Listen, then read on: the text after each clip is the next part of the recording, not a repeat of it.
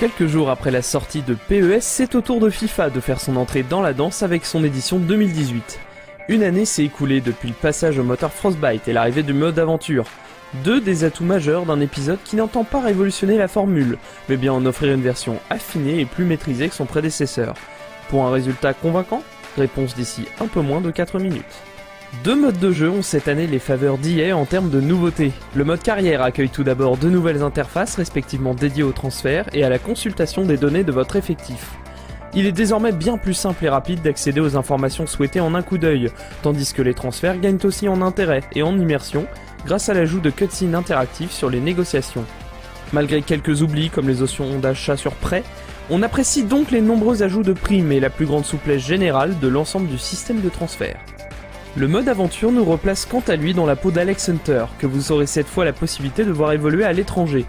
Plus complet et dynamique qu'à son premier essai, ce mode s'appuie également sur quelques bonnes idées pour varier les situations, et s'avère à ce titre plus réussi que son aîné.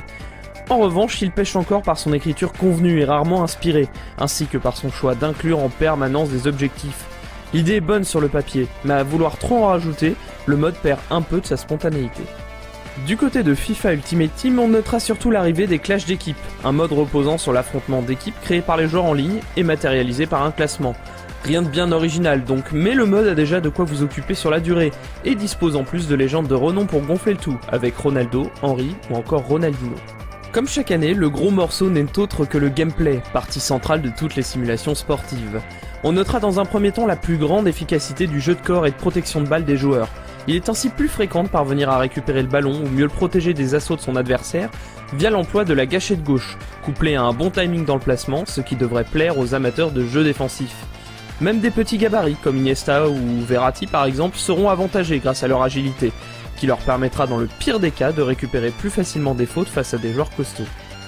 Dans un second temps, FIFA 18 nous a également convaincus grâce à la plus grande variété des centres proposés. Tendu, à ras de terre, en cloche ou avec l'effet adéquat appliqué au moment de son déclenchement, vos options sont moins limitées et devraient redonner un peu d'allant à un secteur offensif déjà bien avantagé dans la licence. En termes d'équilibre général, c'est donc une nouvelle fois dans les 30 derniers mètres, en défense comme en attaque, que FIFA semble plus réussi. Il pêche encore dans la partie centrale du terrain, laissant de côté la construction du jeu au profit d'un style plus direct, bien que le rythme soit pour l'instant légèrement moins intense que celui de l'année dernière. L'inertie des joueurs toujours aussi peu prononcée, et les quelques problèmes de placement de ces derniers au milieu de terrain contribuent également à cet état de fait.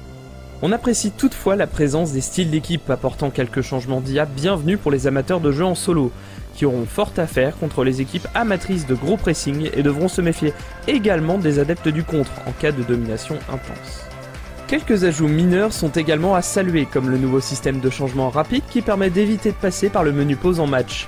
La modélisation globale des joueurs est également meilleure, tout comme celle du public, avec lequel vous pouvez même désormais fêter votre but.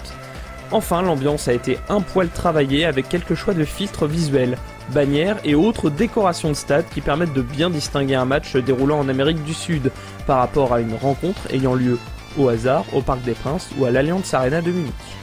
L'épisode 2018 de FIFA nous gâte donc sur son mode carrière, ses ajouts visuels et son travail sur l'ambiance, mais n'a pas pour autant oublié de travailler son gameplay cette année.